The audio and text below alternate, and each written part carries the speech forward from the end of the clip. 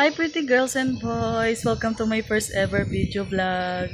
O guys, if may nadidinig kayong maingay man, it is because may nagagawa po sa tapat ng bahay namin. And ngayon po is we will going to the hardware to buy some materials for my room. And special thanks to my baby NP for sharing his blessing to me. And because of him, I was able to fix my room. And he is the reason kung bakit po maayos ng room ko. Thank you. Thank you, baby NP, for always sharing your blessing. So yung guys, update ko na lang po kayo mamaya kapag papunta na po kami sa mismong hardware. Thank you. Yun guys, magka-cash out po pala muna kami bago po kami pumunta sa mismong hardware. Gawa ang pambayad po ay nasa Gcash po ng aking mother.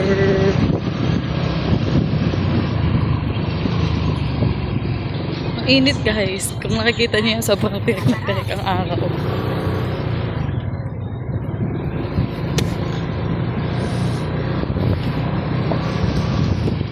Hi guys. Nahiya ako kasi first time ko mag-vlog. Kanina nakailang take ako ng intro ko. Di pa ako masyadong sanay. Kakahiya. Yan guys, malapit na po kami sa pa-cash outan. Dito po kami nagpa-cash out kasi dito po mukha ang cash out fee. Gawa sa iba po is medyo pricey. Dito po is mura po. So yun guys, ang driver ko po isang nanay ko. So, on the way na po kami sa cash outan. Malapit na po kami, we're on the way.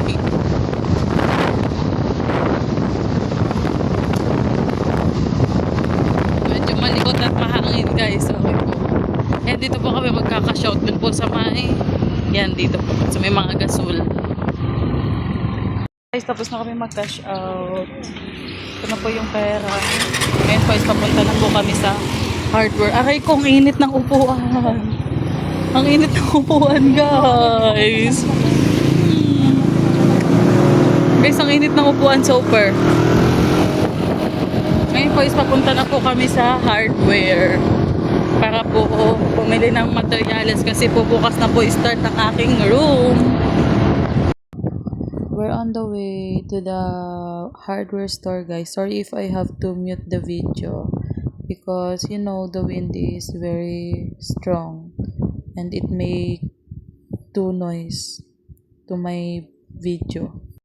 So as you can see guys, medyo traffic po papunta doon, and if mapapansin nyo po kung bakit siya naka times 2 kasi po medyo matagal po tong vlog na to kasi medyo may kalayuan din po yung hardware sa pinag-cash outan po namin and sa bahay po namin. So yun, special thanks nga po pala kay Kuyang Traffic Enforcer kasi because of him na-avoid po yung traffic and yung pagkakagulo-gulo po sa kalsada.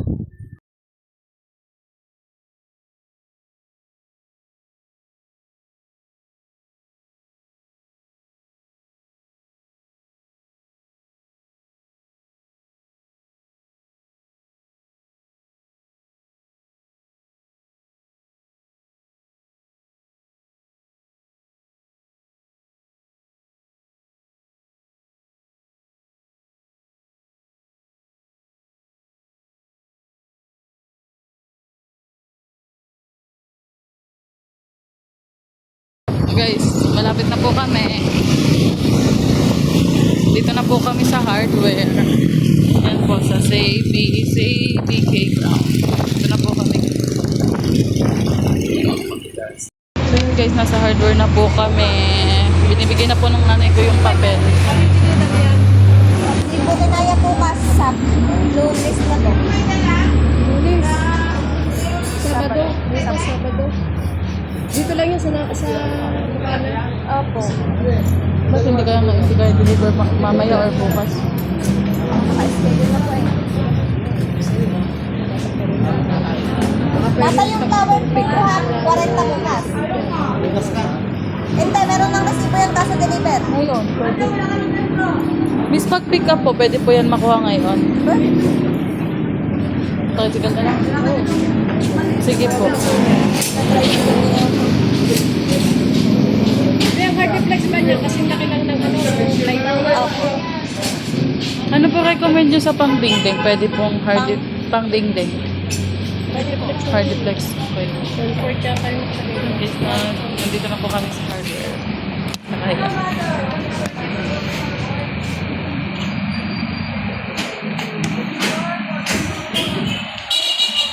Nag-order na po ang aking mother.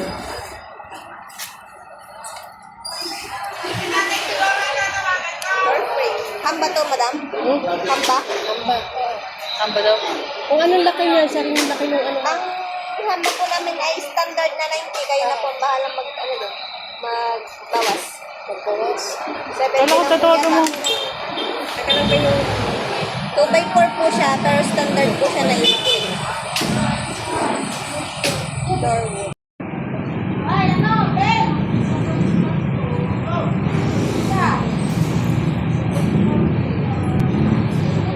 Saan ba siya ngayon? May kwentahin mo na lang yung ano, iwanan mo na lang muna yung pangkawas. Hindi na po muna ang hamba. O ano din yan. Ito muna, pero kukunin din namin yan. Tatanong lang namin ang ano. 8,805 po. Kasama na yung hamba at pinto. Kasama na yun. Pwede yun.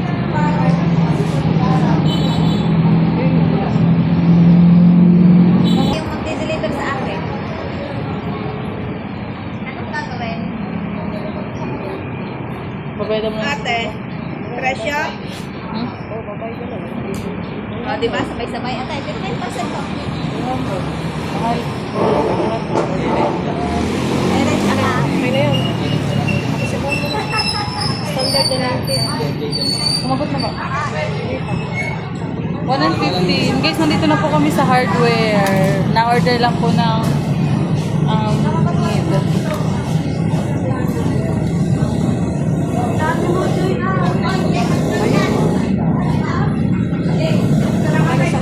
Okay na yun. Guys, kasi ang bibilin po sana ng hamba ba yun? Hamba or door frame?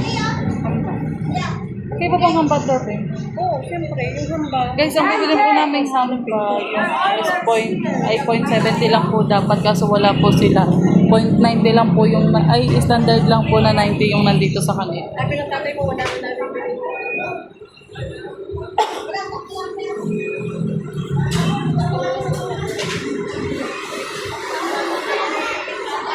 Kung sa atin pa doon sa labas, 70 lang yan.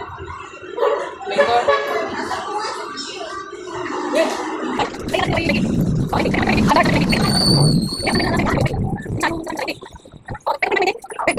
Door frame daw yung 90. Plus door 70. Okay na. Sige. Okay, okay na daw. Okay na po yan. 8,000 Pa-receive mo lang din. Tatricycle nila pa. Tricycle na lang. Guys, magawin na po kami. Vlog na lang. Magkano po? 8,805. Pangkunin, naging panguna po. Yung Ito may po. 400 na lahat. Okay lang yan bukas. Bukas pa yan. Total po is 8,805. So, yun po guys, sinantay na lang po namin yung materials. Pipick upin. Sige na, papapa naman din eh. Hinay ka na lang namin din na. Pipick upin na lang po ng tricycle yung materials po kasi hindi po siya madi-deliver ngayon kapag ngayon po di-deliver baka daw po Lunes na. Ito na po ang ating flash door. It's 70. 70 po siya. So, my mother, super stressed. Kasi hindi po madi-deliver ngayon. At tapos ito po yung mga rivets. Inantay pa po namin yung iba. So yun guys, inantay na lang po namin ang aking tito. Malapit na daw po siya. Gawa na masada pa po siya.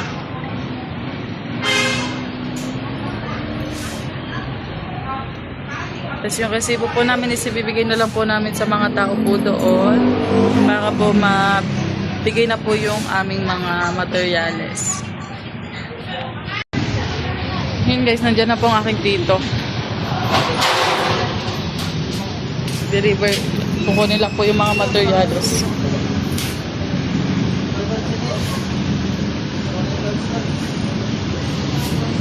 Kukunin na po yung materials. Yun guys, nakuha na po ng materials. Nandun pa po sa pinakataas doon. Mother ko.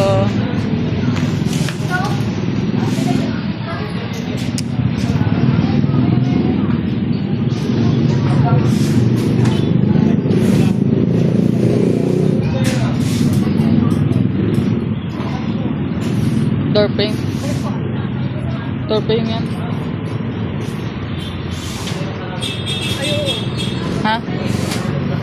Makapal din, no? Ha? Lalaki pa nga ang pinto. Ano sa torping? Guys, pati metal stud andon.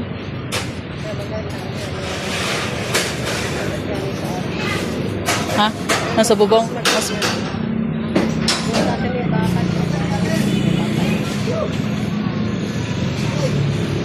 Guys, ito po ang ating mga materials.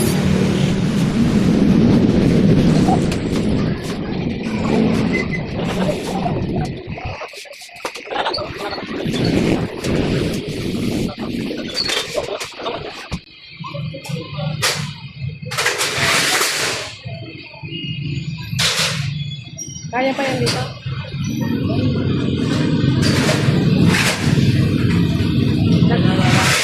Katilan mo na lang para hindi pa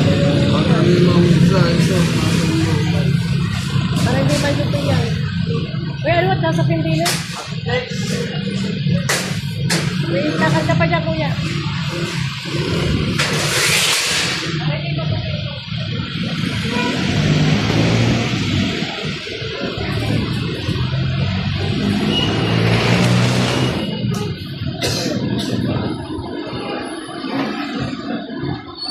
Guys.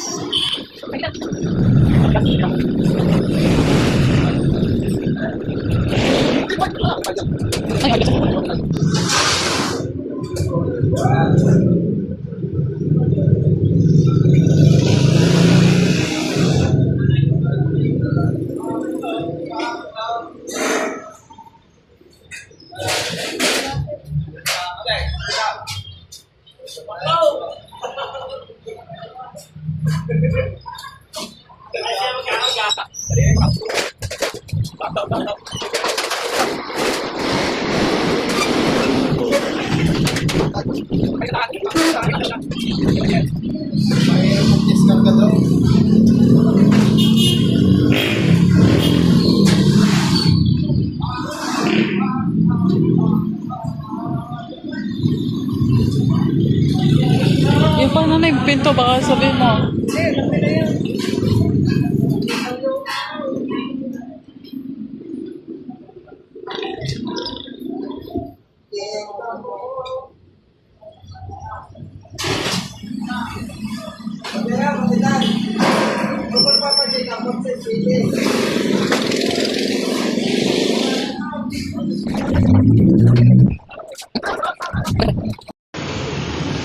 Guys, nalagay na po yung hardy flex.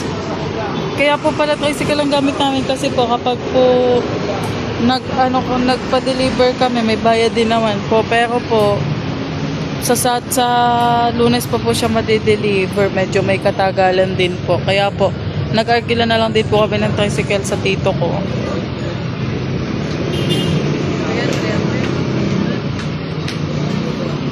Yun po guys, nilalagay na po nila sa tricycle. Medyo struggle po kasi ang bigat po.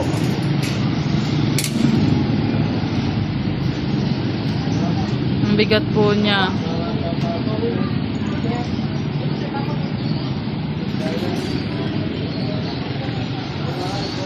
Ang bigat po niya guys. Medyo struggle po sila sa paglalakad.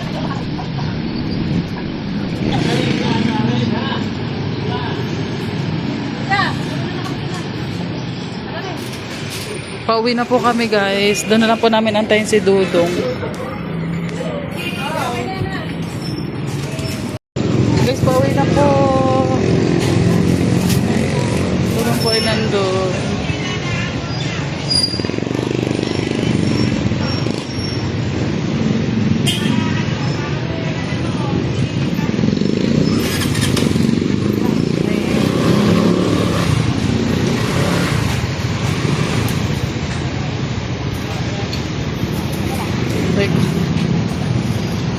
guys.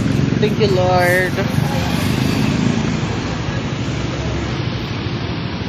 BBNP, pauwi na po kami. Thank you so much. Thank you endlessly for this.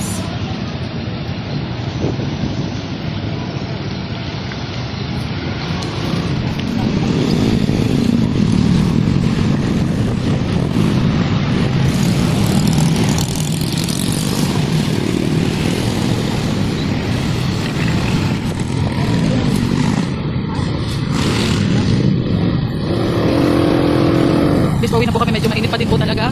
Pero, yun po si Dudo. Nasaan na kasi po? Hmm? Diyan? Ah, dito pala. Yes, so medyo mainit pa din. Init, Pilipinas.